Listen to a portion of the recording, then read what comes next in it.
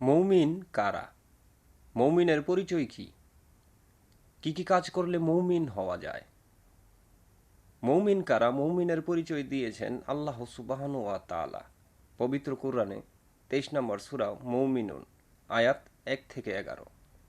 সেখানে আল্লাহ কিছু শর্ত দিয়েছেন, যারা এই শর্তগুলো পূরণ করবে তারাই হবে মৌমিন। প্রথম আয়াতে বলা হয়েছে অবশ্যই মমিনগণ সফল হয়েছে। 2 নম্বর আয়াতে বলা হয়েছে যারা নিজেদের সালাতে বিনয়াবনত।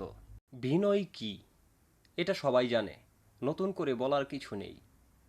যখন কেউ সালাতে দাঁড়ায়, সে যেন মনে করে তার সামনে তার রব দাঁড়িয়ে আছে।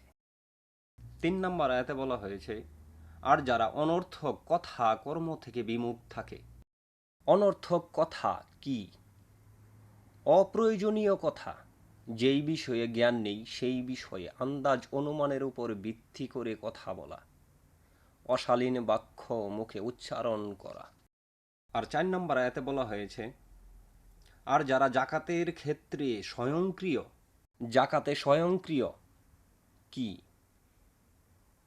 যেই ব্যক্তি 10 টাকা উপার্জন করে সে 1 টাকা জাকাত দেবে। সে বলতে পারবে না আমার জাকাত দেওয়ার সামর্থ্য নেই।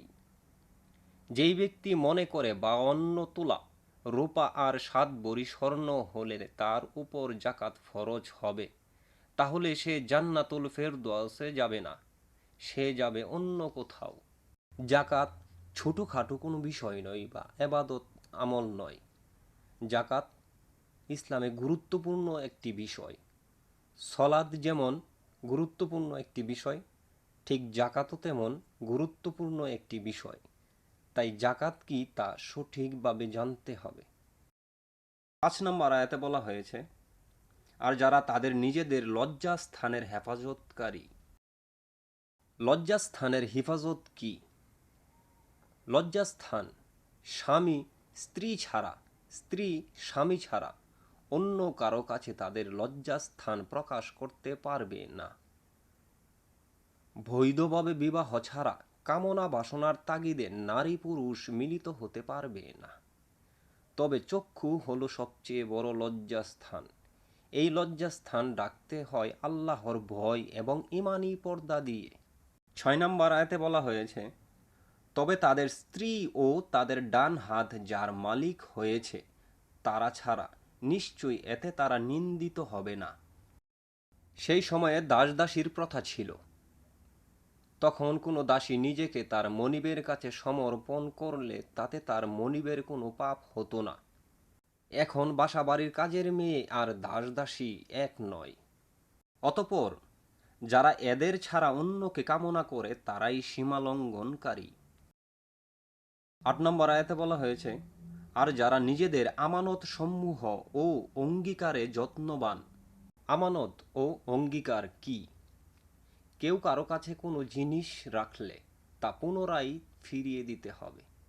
ফিরিয়ে দেওয়ার সময় ঠিক ততটুকুই দিতে হবে সে যতটুকু রেখেছিল।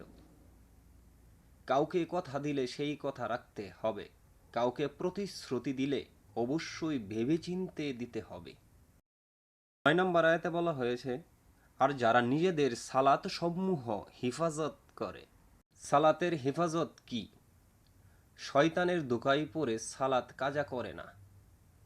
দুনিয়ার কর্ম ব্যস্ততা তাকে সালাত থেকে দূরে রাখতে পারে না। 10 নম্বর আয়াতে বলা হয়েছে তারাই হবে ওয়ারিস।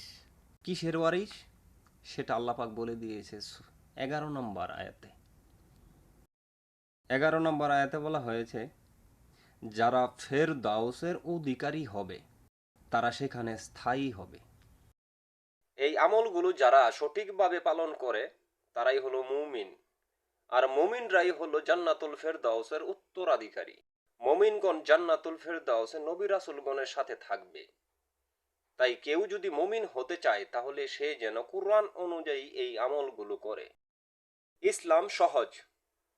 আল্লাহ পাক ইসলামকে সহজ করে মানুষের কাছে পাঠিয়েছেন। এই আমলগুলো তেমন কঠিন কোনো আমল নয়। এই আমলগুলো মুসলিমরা করে থাকে, কিন্তু কুরআনে যেইভাবে বলা হয়েছে সেইভাবে করে না। কারণ অধিকাংশ মুসলিম কুরআন পড়ে না।